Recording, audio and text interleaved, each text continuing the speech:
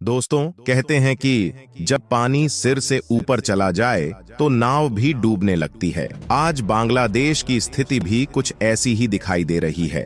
एक समय था जब बांग्लादेश का गारमेंट उद्योग पूरी दुनिया में चमक रहा था, चीन जैसी बड़ी अर्थव्यवस्थाओं को टक्कर दे रहा था और बांग्लादेश की पहचान का प्रमुख कारण बन चुका था। लेकिन आज यह उद्योग चौतरफा संकट में घिरा हुआ है और सबसे चौंकाने वाली बात यह है कि सरकार इस संकट पर ध्यान देने के बजाय राजनीति में उलझी हुई है। अब देखिए, हाल ही में बांग्लादेश में हिंदू अल्पसंख्यकों ने अपनी सुरक्षा और अधिकारों के लिए बड़े प्रदर्शन किए और 8 प्रमुख मांगें रखीं, जिसमें त्वरित न्याय, मुआवजा और पूजा स्थलों की सुरक्षा जैसी बातें शामिल हैं। स्थिति यहां तक पहुंच गई है कि अगर मांगें पूरी नहीं होती तो ढाका में एक विशाल आंदोलन होने की चेतावनी दी गई है।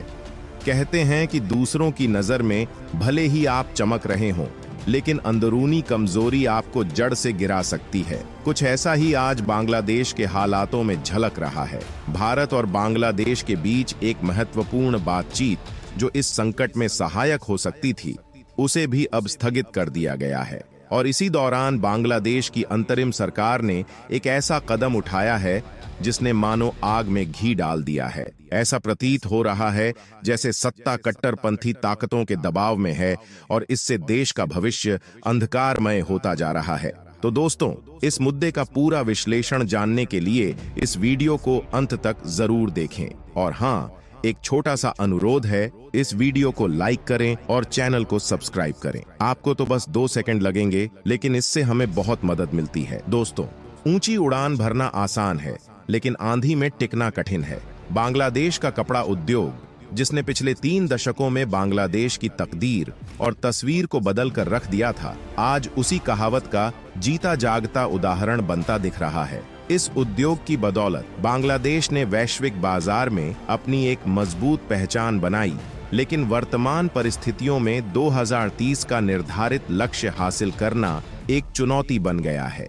सबसे हैरानी की बात यह है कि बांग्लादेश की अर्थव्यवस्था का बड़ा हिस्सा एक्सपोर्ट पर निर्भर है, जिसमें ब्रांडेड कपड़ों का महत्वपूर्ण योगदान रहा है। बांग्लादेश की पूर्ववर्ती सरकार ने 2030 तक गारमेंट एक्सपोर्ट को $100 बिलियन तक पहुंचाने का महत्वाकांक्षी लक्ष्य रखा था। दूर के ढोल सुहावने होते हैं, लेकिन इस लक्ष्य तक पहुंचने के लिए स्थानीय और वैश्विक दोनों स्तरों पर चुनौतियां खड़ी हो गई हैं। फिर भी उद्योग से जुड़े लोगों को उम्मीद है कि यदि समय रहते सही कदम उठाए गए तो इस लक्ष्य को हासिल किया जा सकता है। दुनिया में गारमेंट एक्सपोर्ट के मामले में फिलहाल चीन शीर्ष पर है। साल के शुरुआती 2 महीनों में ही चीन का टेक्सटाइल और अपैरल एक्सपोर्ट में 14.3% का उछाल देखा गया, जो करीब $45.1 बिलियन का रहा। बड़ा सोचने वाले अक्सर बड़े होते हैं, और यहाँ चीन अपनी प्रोडक्शन क्षमता और रिटेल नेटवर्क के दम पर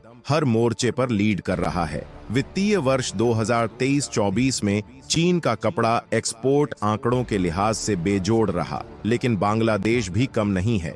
एक्सपोर्ट में चीन के बाद बांग्लादेश का दूसरा स्थान है और 2023-24 में इसका एक्सपोर्ट करीब $3600 करोड़ का रहा।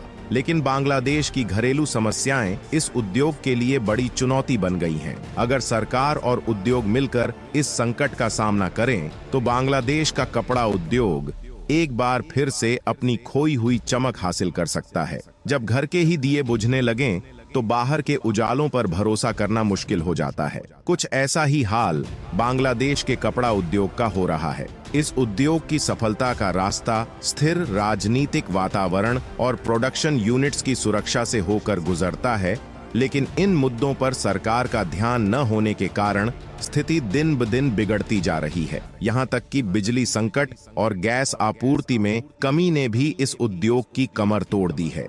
अगर मोहम्मद यूनुस की सरकार देश के असल मुद्दों पर ध्यान केंद्रित करे तो इन समस्याओं का समाधान संभव है। इसी बीच बांग्लादेश की अंतरिम सरकार के मुख्य सलाहकार देश में बड़ा बदलाव लाने की तैयारी में है। उन्होंने सेना से 64 वरिष्ठ सैन्य अधिकारियों को हटाने की योजना बनाई है, जिसमें सेना प्रमुख वकर उज जमान भी शामिल हैं। घर की दीवारों को ही कमजोर कर दो तो बाहरी तूफान का सामना कैसे करोगे? तस्लीमा नसरीन, जो भारत में निर्वासन में रह रही हैं, ने यह दावा किया है कि यूनुस बांग्लादेश के सैन्य कर्मियों को हटाना चाहते हैं। इसके साथ ही उन्होंने जमात-ए-इस्लामी और उसके छात्र विंग शिविर पर से प्रतिबंध हटा दिया, जबकि देश की सबसे पुरानी राजनीतिक पार्टी आवामी लीग के स्टूडेंट विंग छात्र लीग पर प्रतिबंध लगा दिया गया है। जहां अन्याय का बोलबाला हो, वहां समाज में अराजकता ही पनपती है। इन घरेलू राजनीतिक उथल-पुथल के चलते बांग्लादेश के लिए एक और बड़ी चुनौती खड़ी हो गई है। भारत और बांग्लादेश के बीच होने वाली डीजी स्तर की वार्ता, जो दोनों देशों के बॉर्डर सुरक्षा के मुद्दों को सुलझाने के लिए निर्धारित की गई थी, स्थगित हो गई है। अब यह वार्ता अगले महीने दिल्ली में होगी। पड़ोसी से सुलह करना ही शांति का पहला कदम होता है, लेकिन बांग्लादेश की बदलती राजनीतिक परिस्थितियों ने इस वार्ता को टाल दिया। 5 अगस्त को शेख हसीना सरकार के गिरने के बाद यह पहली द्विवार्षिक बैठक है, जो अब 18 से 22 नवंबर के बीच दिल्ली में होगी। इसमें दोनों देशों के गृह और विदेश मंत्रालय के अधिकारी, मादक पदार्थ विरोधी एजेंसियों और अन्य संघीय एजेंसियों के अधिकारी भी भाग लेंगे। दोस्तों, ये घटनाक्रम बांग्लादेश के लिए एक बड़ी चेतावनी है। जो समय के साथ नहीं बदलता, वह समय के हाथों हार जाता है। कुछ ऐसा ही हाल बांग्लादेश के मौजूदा हालातों पर लागू होता दिख रहा है। जब पड़ोसी के साथ संवाद रुक जाए, तो दुश्वारियां बढ़ने लगती हैं।